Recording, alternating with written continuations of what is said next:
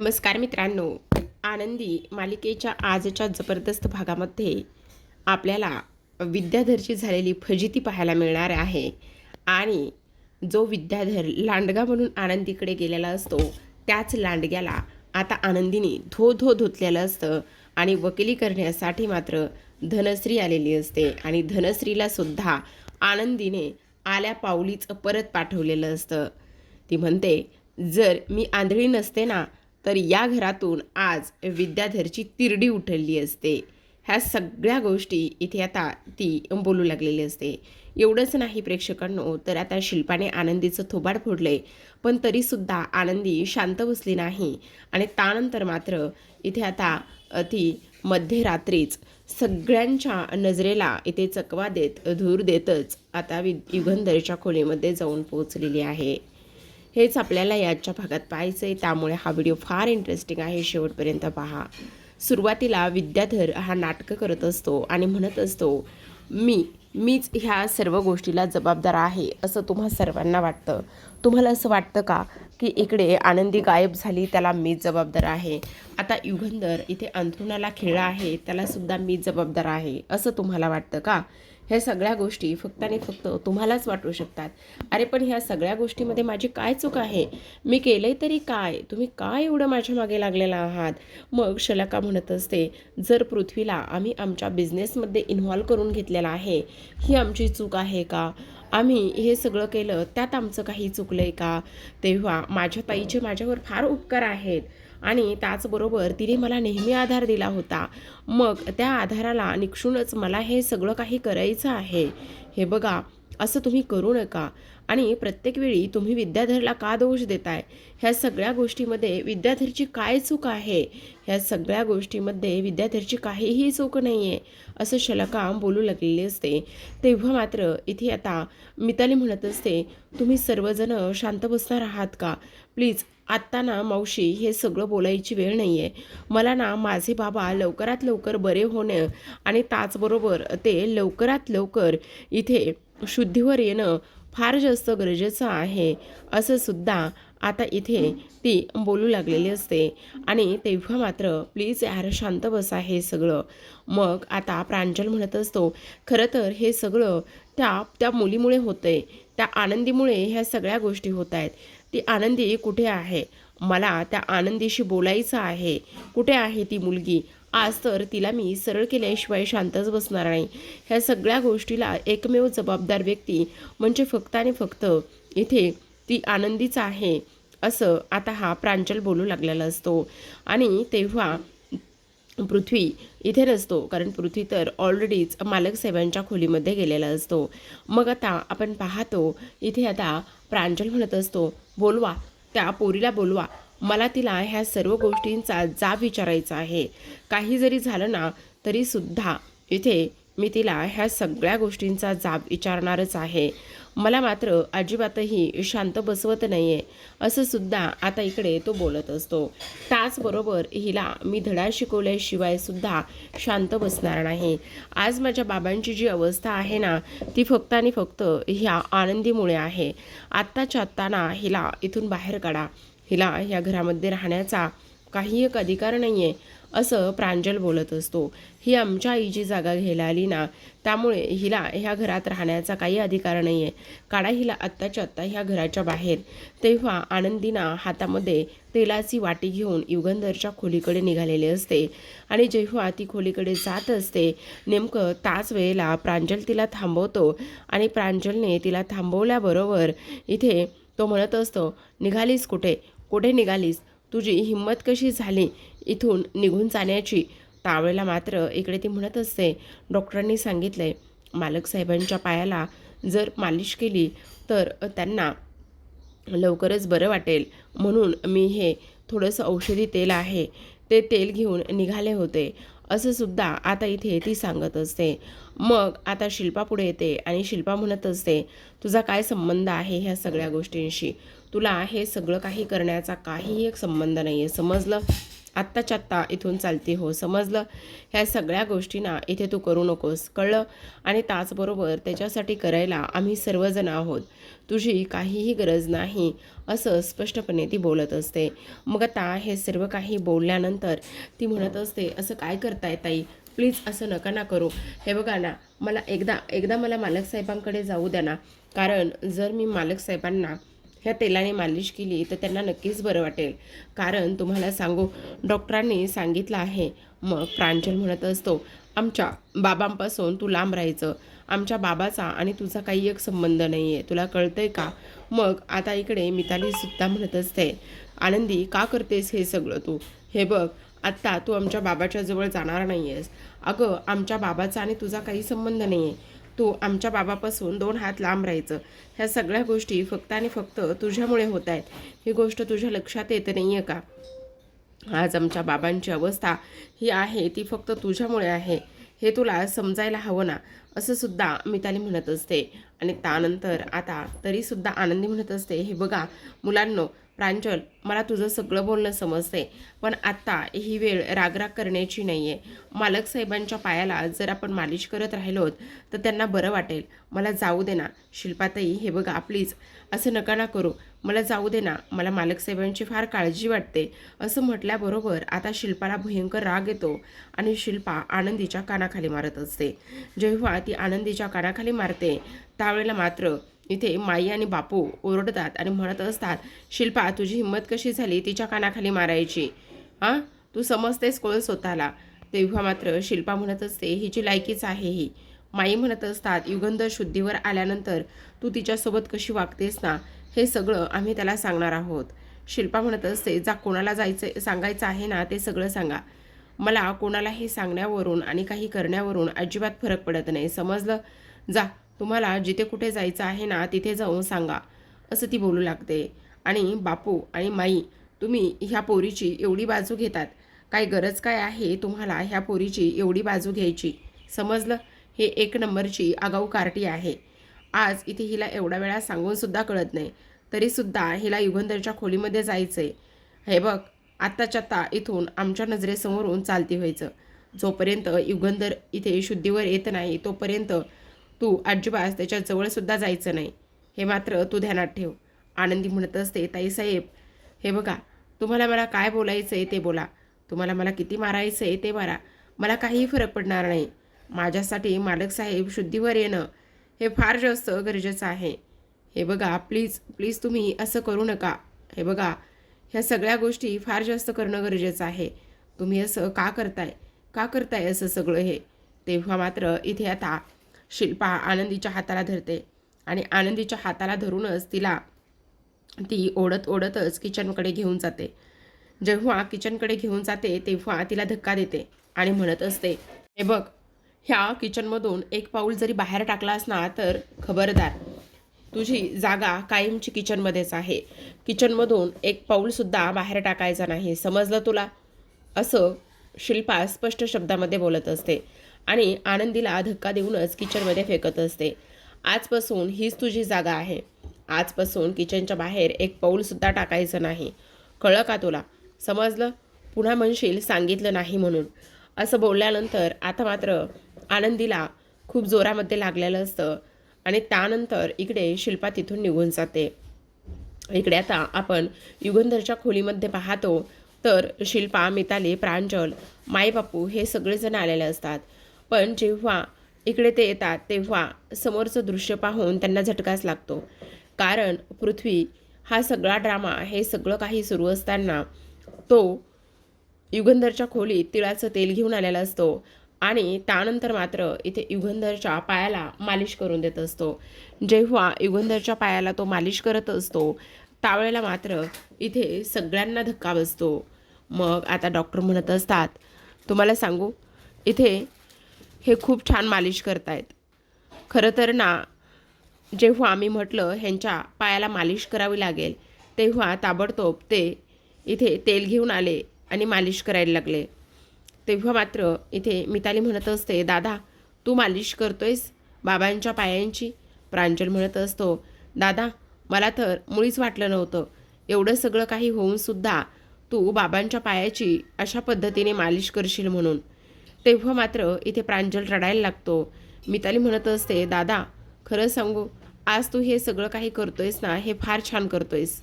तो म्हणत असतो, तुम्ही काळजी करू नका. जोपर्यंत तुमचा दादा आहे ना, तोपर्यंत मी ह्या माणसाला काहीच होऊ देणार नाही. ह्या माणसासोबत मला खूप जास्त भांडायचं आहे. ह्या माणसाला मला खूप जास्त प्रश्नांची उत्तरं त्यांच्याकडून मिळवायचीत. त्यामुळे तुम्हाला काळजी वगैरे करण्याची अजिबातच गरज नाही आहे. मग आता शिल्पा म्हणत असते, हे बघ पृथ्वी, तुला बरं वाटत नाही आहे ना, तू जा खोलीमध्ये जाऊन आराम कर, मी मालिश करते. तो म्हणत असतो, नाही राहू द्या का आत्या, मी आता ठीक आहे. डॉक्टर म्हणत असतात, नाही त्यालाच मालिश करू द्या, तो अगदी उत्तम पद्धतीने मालिश करतोय. असं म्हणून आता प्रांजल मात्र पुन्हा मालिश करायला लागलेला असतो. आणि जेव्हा मालिश करत असतो त्यावेळेला मात्र इकडे सगळेजण त्याच्याकडे पाहतच असतात. मग आता शिल्पा म्हणत असते, रक्ताची नाती आहेत ती, कितीही तोडायचा आणि तोडण्याचा प्रयत्न केला तरीसुद्धा ती नातं मात्र अजिबात तुटू शकत नाही, असं सुद्धा आता इकडे ती बोलत असते. मग आता आपण पाहतो डॉक्टरने सांगितल्या पद्धतीने तो मालिश करत असतो. मग डॉक्टर म्हणत असतात, शिल्पाताई तुम्ही माझ्याबरोबर येता का? शिल्पा म्हणत असते, काय झालं डॉक्टर? काही नाही, तुम्हाला ना इथे त्यांच्या गोळ्यांचं शेड्यूल कसं कसं सांगायचं आणि कसं करायचं ते मी सर्व तुम्हाला सांगतो. प्लीज तुम्ही माझ्याबरोबर येता का? त्यावेळेला मात्र शिल्पा म्हणत असते, हो चालेल ना, येते. असं म्हणून आता शिल्पा डॉक्टरांबरोबर बाहेर जाते, कारण गोळ्यांचं शेड्यूल जाणून घ्यायचं असतं म्हणूनच. मग प्रांजल, त्याचबरोबर मिताली आणि पृथ्वी हे तिघेही जण आता तिथेच थांबलेले असतात. आणि हा पृथ्वी आता त्याच्या बाबांच्या म्हणजेच युगंधरच्या पायाची मालिश करून देऊ लागलेला असतो. मिताली त्याच्या बाजूला बसते, रडायला लागलेली असते. म्हणत असते, दादा बाबा बरे होतील ना रे, मला त्यांना लवकरात लवकर इथे बघायचं आहे, त्यांना लवकरात लवकर इथे शुद्धीवर आलेलं मला पाहायचं आहे. तेव्हा पृथ्वी म्हणत असतो, मिताली तू काळजी करू नकोस, त्यांना मी काही होऊ देणार नाही, त्यांना आणखी खूप जास्त जगायचं आहे, त्यांचं आयुष्य एवढ्यातच थांबणार नाही आहे, आणखी त्यांना भरपूर असं बोलायचं आहे, त्याचबरोबर जगायचं सुद्धा आहे, तू अजिबात काळजी करू नकोस, असं प्रांजल पृथ्वी बोलू लागलेला असतो. तेव्हा मात्र इथे आता ह्या प्रांजलला अजूनच वाईट वाटू लागलेलं असतं की तो त्याच्या बाबांबरोबर अशा पद्धतीने वागत होता आणि ह्या सगळ्या गोष्टी होत होत्या. दुसरीकडे आपण पाहतो आनंदी आता किचनमध्ये असते. किचनमध्ये असताना विचार करत असते, डॉक्टरांनी मालक साहेबांना पायाला त्यांच्या तेलाने मालिश करायला सांगितलं होतं, पण आता मात्र इथे कोण मालिश करत असेल, काय करत असेल मला समजतच नाही आहे. तेवढ्यातच आता विद्याधर आलेला असतो. विद्याधर आल्याबरोबर आनंदीच्या अंगावर पांढरी साडी फेकतो आणि पांढरी साडी फेकल्यानंतर आता तो म्हणत असतो, आनंदी खरं सांगू का, तुझी पण कमालच आहे ग. तेव्हा आता इकडे आनंदी म्हणत असते, विद्याधर तू इथे काय करतोयस? तर आता विद्याधर म्हणत असतो, बघितलंस ना अगं, तुझा एकदा नाही तर 2-2 वेळा गृहप्रवेश झालेला आहे आणि तुझा 2-2 वेळा गृहप्रवेश झाल्यानंतर एकदा तू मस्त त्या सजलेल्या गाडीतून त्याचबरोबर नटलेल्या थटलेल्या थाटामध्ये तू आली होतीस, पण दुसऱ्यांदा मात्र तू बंद पेटीमध्ये आलीस. काय कमाल आहे ना तुझी, तुझा 2दा गृहप्रवेश झाला. पण आनंदी तुला एक गोष्ट सांगू का, जेव्हा तुझं युगंधर निंबाळकरांबरोबर लग्न झालं ना, त्यावेळेला मात्र इकडे मी तुझ्या डोक्यावर अक्षदा टाकायला नव्हतो आणि तुमचं लग्नसुद्धा एन्जॉय करायला नव्हतो आणि म्हणूनच मी ही साडी तुझ्यासाठी आणली आहे. असं बोलल्याबरोबर आता इकडे आनंदी इकडे तिकडे पाहू लागलेले असते, मुळात तिला दिसत नाही. मग युगंधर म्हणत असतो, अरे अरे अरे अरे, सॉरी सॉरी सॉरी, मी विसरलोच की. आनंदी तुला तर दिसतच नाही, थांब मीच सांगतो. अगं, ही जी साडी आणली आहे ना, ती पांढरी साडी मी तुझ्यासाठी आणली आहे, कारण आता तुला याच साडीची गरज पडणार आहे. तेव्हा आनंदीला धक्काच बसतो. मग विद्याधर म्हणत असतो, कारण मला एक गोष्ट सांग, एवढा धिप्पाड तुझा नवरा आज तो अशा पद्धतीने अंथरुणाला खिळलाय, तुझं नेहमी रक्षण करणारा, तुझ्या पाठीमागे नेहमी उभा राहणारा हा तुझा जो नवरा आहे ना, तो मात्र अंथरुणाला खिळलाय. मी साधं पोराबद्दल त्याला 2 शब्द काय बोललो तर पठ्ठ्या तर अंथरुणालाच खिळलाय. आणि जर हे असंच काहीतरी चालू राहिलं आनंदी, तर तुला मात्र लवकरच विधवा व्हावं लागणार आहे. तुला मात्र लवकरच ही पांढरी साडी नेसावी लागणार आहे आणि तुझं कपाळ पांढरं नक्कीच होणार आहे, असं विद्याधर बोलतो. तेव्हा आनंदीला अजूनच राग येऊ लागलेला असतो. आनंदीच्या डोळ्यातून पाणी येऊ लागलेलं असतं. ती रडू लागलेली असते. मग विद्याधर एवढंच बोलून थांबत नाही, तर म्हणत असतो, आज तो अशा पद्धतीने अंथरुणाला खिळलाय, पण तुला एक गोष्ट सांगू का? खरं ना, तो नवरा म्हणून कमी पडलाय का गं? म्हणजे त्याने ना तुझी साथच नाही दिली. तुझी साथ नाही दिली, तुझ्या पाठीशी खंबीरपणे उभा नाही राहिला. ह्या सगळ्या गोष्टी असतानासुद्धा तू मात्र इकडे त्याचीच साथ देतेस का गं? कशाला साथ देतेस? अगं तुला ह्या घरामध्ये धडनीट कुणी बोलतसुद्धा नाही आहे, तरीसुद्धा इथे तुला त्या मालक साहेबांबरोबरच राहायचं आहे. काय गं आनंदी, सांग बरं, काय आहे काय? अगं तू किचनमध्ये राहतेस ना, त्याच्या खोलीत त्याने तुला जागा दिली ना आणखी काही, मग तरीसुद्धा एवढा मास तुला कशाला गं? आता मात्र आनंदीला अजून राग येऊ लागलेला असतो. मग विद्याधर म्हणत असतो, तुला सांगू का आनंदी, हे बघ, आता मात्र या घराच्या सगळ्या किल्ल्या माझ्याकडे आहेत. या घराचा मी राजा होणार आहे, राजा. कारण मुलं तर अशी ना तशी ही माझ्याच बाजूने आहेत. त्यामुळे मुलांना तुझ्या बाजूने करणं आणि ह्या सगळ्या गोष्टी होणं हे अशक्य आहे. त्यामुळे आनंदी, तुला अजून एकदा सांगतो, आता ही साडी नेसायची तू तयारी कर, कारण ही पांढरी साडी आहे, पांढरी. असं म्हणून आनंदीचे हात थरथरू लागलेले असतात. तिला कापरं फुटलेलं असतं. मग विद्याधर म्हणत असतो, का गं आनंदी, काय झालं? अगं तुला तर भीती वाटायला लागली. तू तर पूर्ण घाबरलेली आहेस. नुसतं पांढऱ्या साडीचं नाव काढलं तर तुला कापरं फुटले. अगं पण तुला तसंच होणार आहे. तुला सांगू का, हा युगंधर आता तुझ्या आयुष्यातून कायमचा निघून जाणार आहे. कळलं का तुला? कारण तुझं कपाळ पांढरं होणार आहे. आणि मग काय करशील तू? विधवा बनून कशी राहशील तू? सांग ना, कशी राहशील विधवा बनून? कारण हेच होणार आहे. जेव्हा तू उद्या डोळे उघडून बाहेर येशील ना, तेव्हा आता इकडे युगंधर मेलेला असेल आणि ह्या घरातली जी लोकं आहेत ना, ह्या घरातली लोकं तुला शेवटचा आशीर्वादसुद्धा घेण्यासाठी त्या प्रेताजवळ, त्या युगंधरच्या फोटोजवळ येऊनसुद्धा देणार नाही. मग तुझी अवस्था काय होणार आहे? पण तू काळजी करू नकोस, कळलं का? कारण मी आहे ना, मी तुला मदत करेल. बोल, तुला जर माझी मदत पाहिजे असेल तर मी नक्की तुला मदत करेल, असं हा विद्याधर अजूनच बोलत असतो. आता मात्र आनंदीला आता तिच्या सहशक्तीचा अंत संपत आलेला असतो. हा जसं जसं विधवेचा शब्द बाहेर काढतो तोंडातून, तसं तसं आनंदीचा तोल सुटत चाललेला असतो. आता आनंदी म्हणत असते, गप्प बस विद्याधर, एक शब्दसुद्धा बोलू नकोस विद्याधर. ह्या सगळ्या गोष्टींशी तुझा काही संबंध नाही आहे विद्याधर, गप्प बस. पण विद्याधर कुठला गप्प बसतोय? शेवटी आनंदीचा आता इकडे संयम सुटतो आणि आनंदी मात्र आता इकडे त्याचं थोबाड फोडते. जेव्हा आनंदी त्याचं थोबाड फोडते, त्यावेळेला मात्र हा जो काही विद्याधर आहे, तो विद्याधर आता इकडे खाली पडलेला असतो. मग आनंदी म्हणत असते, लांडगा आहेस तू, लांडगा. तुझी हिंमत कशी झाली माझ्या कुंकाबद्दल बोलण्याची? तुझी हिंमत कशी झाली मालक साहेबांबद्दल बोलण्याची? अरे जर तुला एवढंच वाटतंय ना, तर समोरासमोर येऊन भिड. असे अंधारातून तीर काय मारतोयस? असे अंधारातून वार काय करतोयस? समजलं? आता मात्र विद्याधर हा घाबरलेला असतो. आता विद्याधर म्हणत असतो, आनंदी, तुझी हिंमत कशी झाली ह्या विद्याधरवर हात उचलण्याची?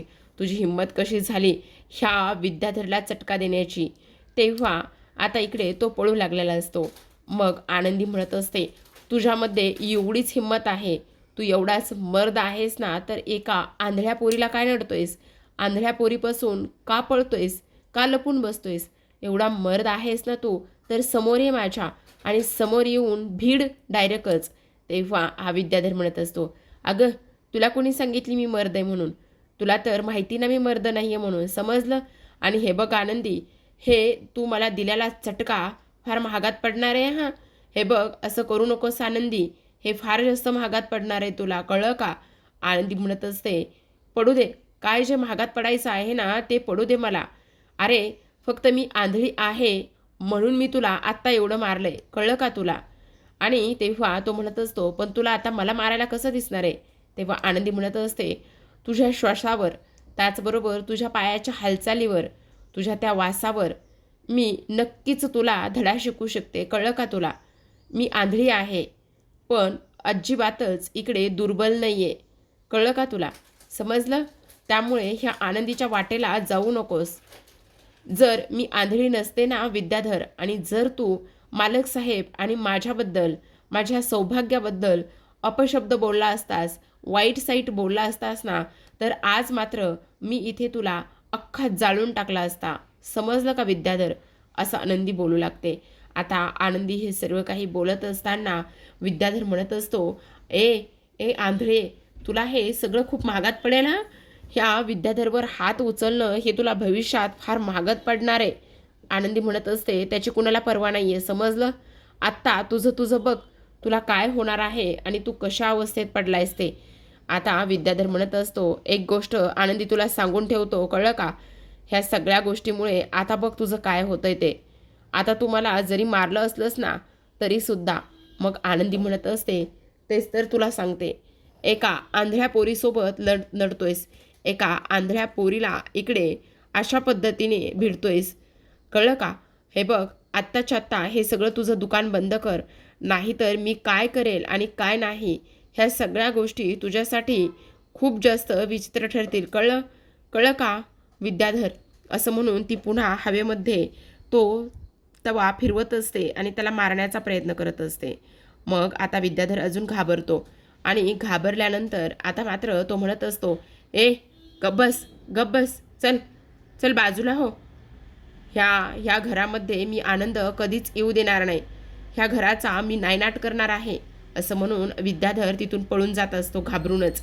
मग आता आनंदी म्हणत असते, या घराला सुखी आणि त्याचबरोबर तुझ्यासारख्या नराधमाची काळी सावलीसुद्धा मी पडू देणार नाही आहे. जेव्हा जेव्हा तुझ्यासारख्या नराधमाची काळी सावली माझ्या घरावर पडेल तेव्हा तेव्हा मी खंबीरपणे ह्या सगळ्यांच्या पुढे उभी राहील, हे मात्र नीट ध्यानात ठेवायचं. असं सुद्धा आता इकडे ती बोलत असते. तर आता प्रेक्षकांनो, आजच्या भागामध्ये एवढंच. उद्याचा भाग पाहायचा असेल तर नक्की चॅनलला सबस्क्राईब करा. उद्याच्या भागामध्ये आपण पाहतो, आता आरती आनंदीला भेटायला आलेली असते आणि तेवढ्यातच त्या दोघी किचनमध्ये असताना ही धनश्री मात्र तिथे येते आणि म्हणत असते, काय गे, तुझी हिंमत कशी झाली माझ्या नवऱ्यावर हात उचलण्याची? आज तू माझ्या नवऱ्याला इथे मारण्याचा प्रयत्न केलास, हे सगळं करण्याची तुझी हिंमत कशी झाली?